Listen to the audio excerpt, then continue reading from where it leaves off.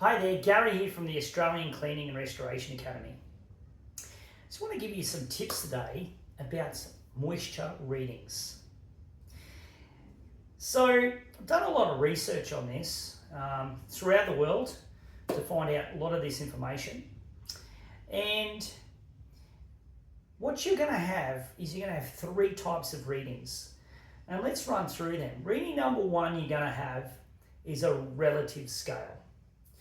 Now, with the relative scale, some people might want to call it moisture levels. The relative scale is what the moisture meter is going to read.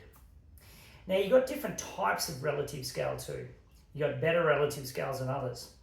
Like example, if I'm going to be using pins on concrete, that's going to be incorrect because that's the pin meter usually for timber, if it's a timber meter.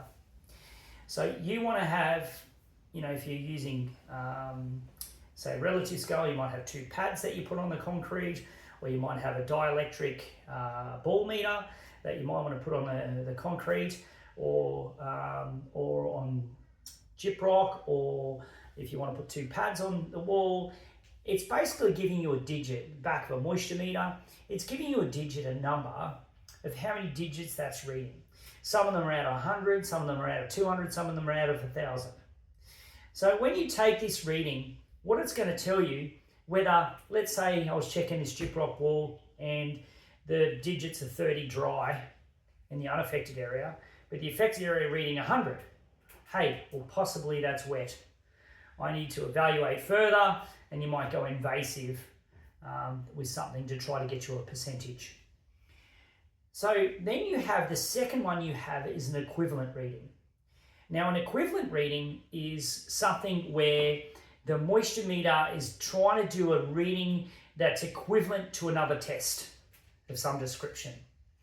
So example, if you've got, let's say you've got a hammer probe and you're going to hammer probe into a timber floor. And the timber floor, the moisture meter is set on Douglas fir, and you're hammer probing into an ironbark floor. Well, that's going to be an equivalent. That's going to be a wood moisture equivalent. That's going to be an equivalent to a reading, right? Because that meter is not calibrated to that material. It's not moisture content because it's not calibrated to that material. First, you'll have to take a temperature first, then you have to take a reading. Exactly the same as chipboard flooring. There's meters out there that have chipboard settings with when you pick the right resin, let's say if it's melamine resin, and you pick that main resin that's in that chipboard and you take a reading. Once you have a moisture meter that's calibrated 100%, now people say, well, I've got a concrete meter, it says it's concrete and it's got moisture content. And it's, oven weighed to that material. Well, that's still an equivalent because it's a weight percentage. Or you've got the calcium carbide equivalent test, which is another equivalent test. But if you've got your moisture meter calibrated to that different MPa of concrete, or that exact timber, or that exact chipboard, when it's calibrated to that exact material, it's called an absolute moisture reading. Has to be calibrated to that material. So, you can't just have a concrete meter and test it and go, well, hey, I'm checking concrete. You can get an equivalent. You can get something very close to an absolute, but only if you have the right calibration on your moisture meter that makes it set to that material.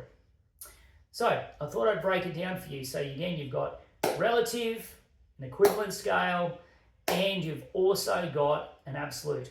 So when I'm putting down a reading, if I was going to put down the concrete's X amount of percent, it's got to be an absolute, right? So I won't write absolute percent, I'll write, it's 2%.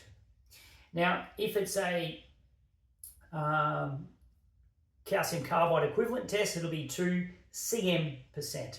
If it was a weight percentage, it might be 3.5 weight percentage. The moisture content is 3.5 weight percentage. So it's not an absolute moisture content. Thought I'd clear that up. Hope everyone understood. And thanks for watching. Hope that tip helps. Thanks again.